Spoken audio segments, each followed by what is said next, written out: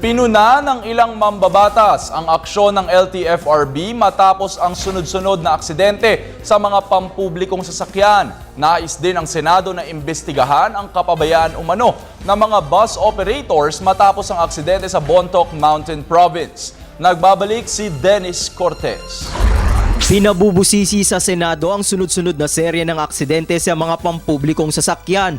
Ito'y matapos ang malagim na trahedya sa Bontoc Mountain Province kung saan 14 ang binawian ng buhay kabilang na ang komedyanteng si Arvin Jimenez o mas kilalang Tado.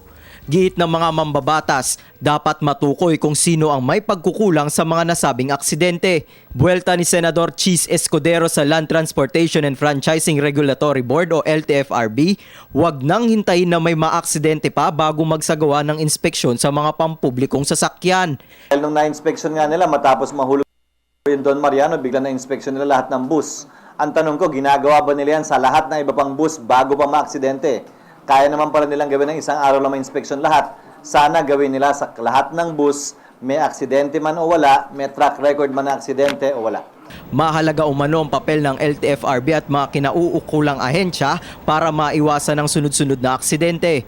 Sa tala ng LTFRB mula noong 2012, umabot na sa mahigit 100 ang bilang ng mga aksidenteng kinasangkutan ng mga pampublikong bus. Ngayon pa lamang natin nare-realize kung gaano kahalaga ang papel na ginagampanan ng LTO at LTFRB sa pag-inspeksyon ng mga sasakyan na nagpaparehistro sa kanila kada taon. Hindi lamang LTFRB pagdating sa pampubliko mga bus, pati LTO. Dahil kada taon nire-rehistro yan. Kada taon dapat may inspection yan. Kada taon dapat tinitingnan kung tama ang takbo ng makina, may emission standards pa tayo. Pero alam naman natin na patuloy ang lagayan, patuloy na hindi naman kailangan gawin talaga yan kung makakabayad ka. Dapat sistemang yan at ipatupad ng istrikto yung batas kaugnay sa road safety ng mga sasakyan. Ilang panukala na rin ang inihain sa Senado para matiyak ang kaligtasan ng mga pasahero.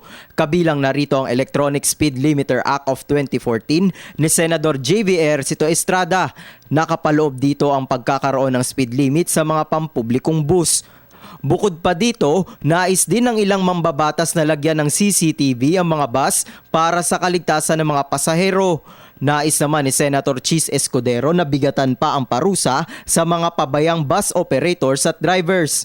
Dapat umanong itaas sa 20 taong pagkakakulong ang parusa.